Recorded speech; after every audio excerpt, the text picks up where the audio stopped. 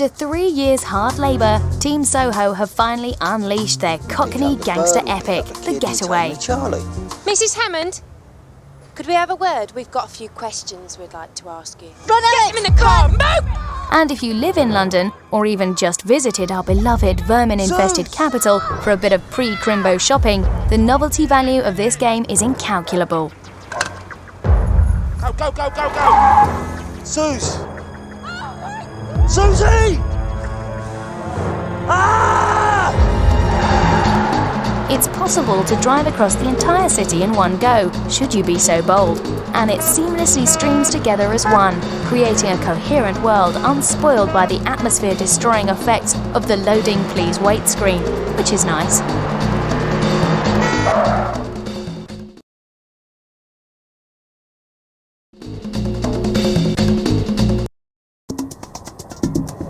As you'd expect, The Getaway's a bit violent in places and introduces Mark Hammond as the rousing ex-con, whose world turns violently upside down thanks to the criminal mind of Charlie Jolson. Morning, sunshine.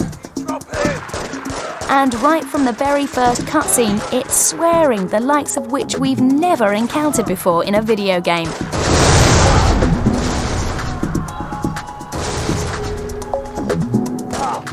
We've had to play it with the volume turned down to protect any minors here on Work Experience from the constant barrage of proper sweary language.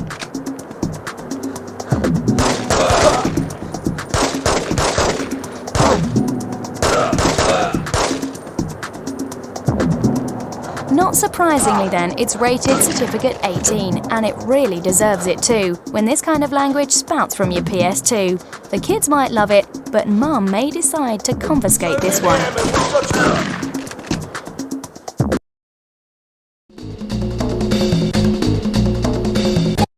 Rise and shine, Marky boy.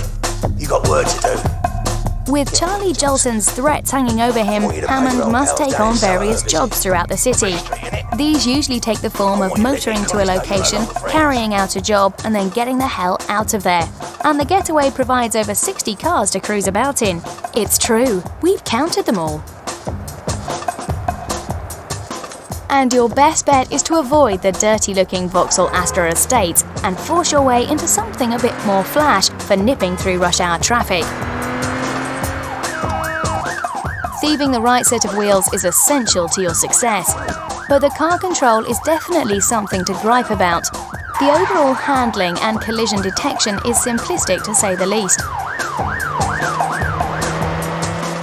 And with the scenery getting in the way practically all of the time, it only takes one overcooked bend or badly timed swerve to end it all.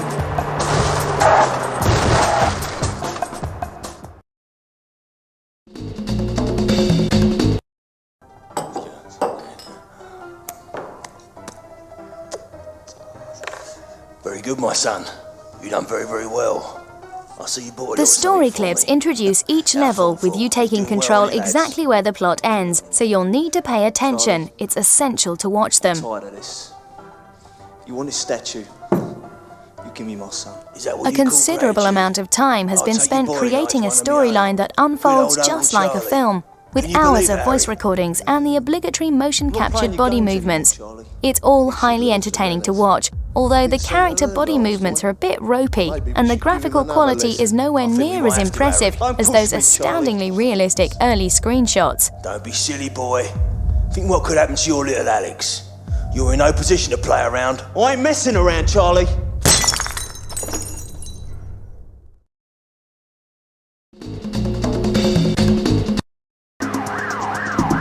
Ah, did you see that?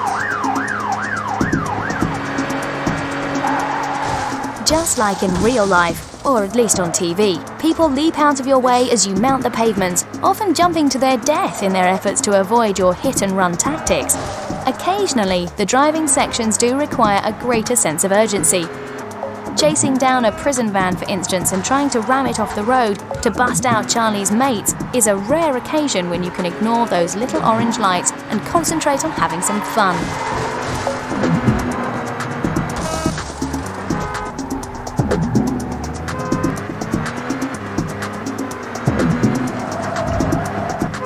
These everyday destructive occurrences are playable enough, but after that it's back to following a path through London set by the game's makers.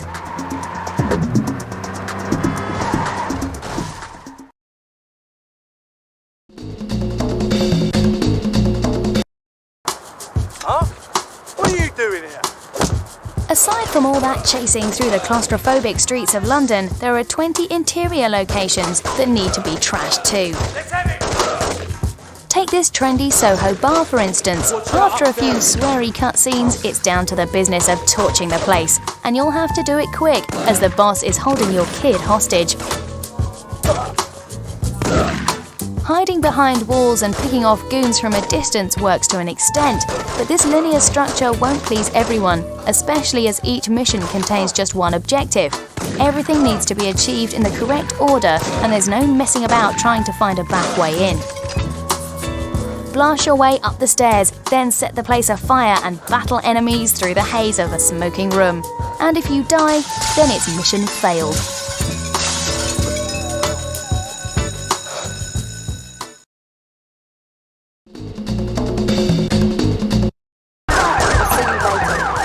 Surprisingly, the Metropolitan Police were keen to help out in policing the Getaway, but the AI is brutal to say the least. Varying classes of cop patrol the mean streets of London, and if you even dare to jump a red light or get in the wrong lane through a tricky roundabout, they'll chase you down and surround you with all guns blazing. But should you snatch an unsuspecting innocent when it all kicks off in a shootout, you can use a human shield to plot your escape. Unless, of course, the police decide to shoot you regardless.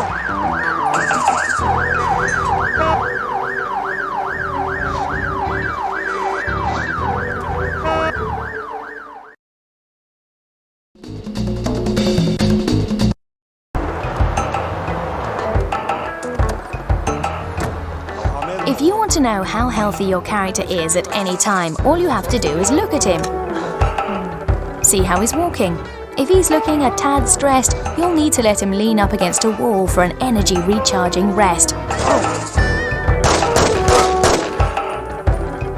But does this system really work? Breaking away from the traditional health bar is a bold approach, but trying to gauge your health accurately from the way you stagger around in a blazing shootout can be quite hard to judge. Stealth tactics are available, but the camera system is so slow and really isn't up to it. Plus, with no extra health available, your only option is to carry on regardless. And where's the depth of play in that, we ask?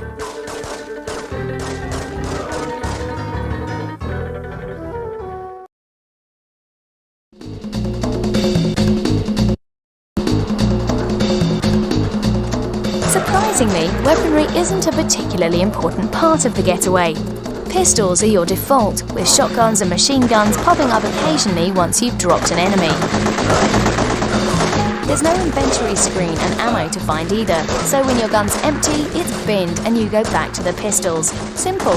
Well, perhaps a bit too simple for our liking. It's impossible to avoid taking hits during a shootout, and there's no finesse to the manual control whatsoever, taking an age to get clumsy Mark into position. But there are plenty of combustible features to use, like, for example, the fire extinguishers, which spurt out gas that's ideal for putting yourself out should you foolishly manage to set yourself alight, and exploding barrels for mashing up surrounding enemies.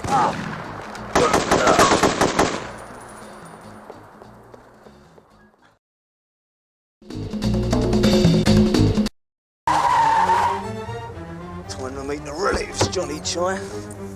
Believe us, we know London. We pass through it every day, and every notable landmark is here. Every street, shop and dingy Soho alleyway has been faithfully recreated, even if it plays no significant role in the game's narrative whatsoever.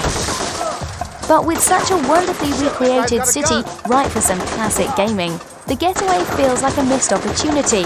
It's all rigidly linear, with absolutely no freedom to be resourceful and inventive in any way.